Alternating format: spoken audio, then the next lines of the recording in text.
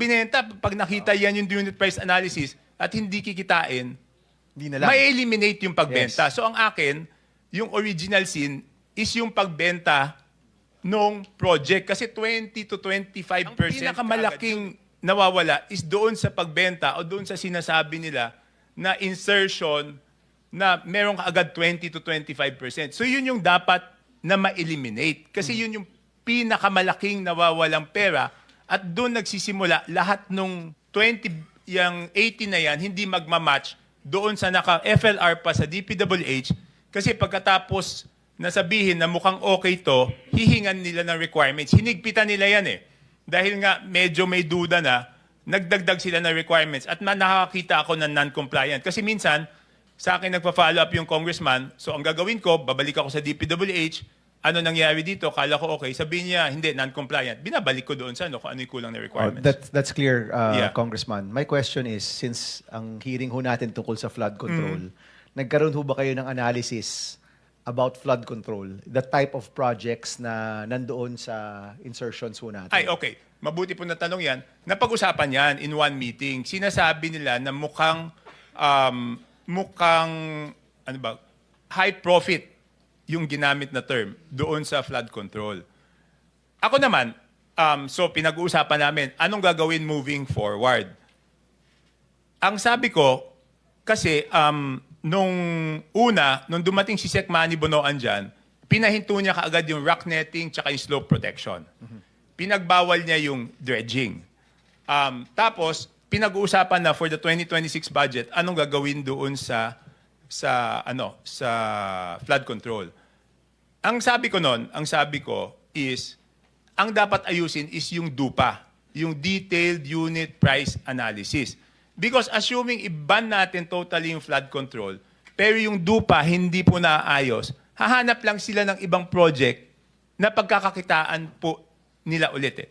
Number one yan. And number two, this one, I can say now, ang sabi ko, pag hindi nahinto yung bentahan ng project, hahanap ng ibang project na pwedeng ibenta. So by putting down the DUPA, yung unit price analysis, pag binaba, hindi na kasi pag binenta, pag nakita yan yung unit price analysis at hindi kikitain, Hindi na lang. may eliminate yung pagbenta. Yes. So ang akin, yung original sin is yung pagbenta nung project. Kasi 20 to 25% kaagad yun eh. Eh yung kinumpute natin, yung contractor, your honor, is 8 to 10%. Yung DPWH, kung ilan.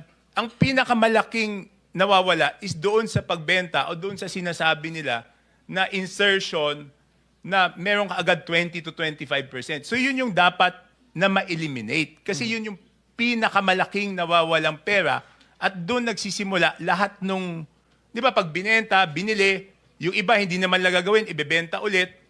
Hanggang later on, wala na matitira doon sa proyekto. Pero ang pinakamalaking nawawala is doon sa bentahan, Your Honor. Sorry, just for a last question Yes, sir. kay Congressman Chanco. So napag-usapan na baka dapat wag munang i-release itong flood control kasi hindi ni-release si rock netting, hindi ni-release si slope, hindi ni-release si dredging, di ba? Hindi, ang napag-usapan is, yung nasa 2025 budget is pag-aaralan muna ni Sec Bonoan. I see. Kung Okay. legitimate. Kasi meron ako natatandaan doon, hindi ko lang alam kung anong district, sorry.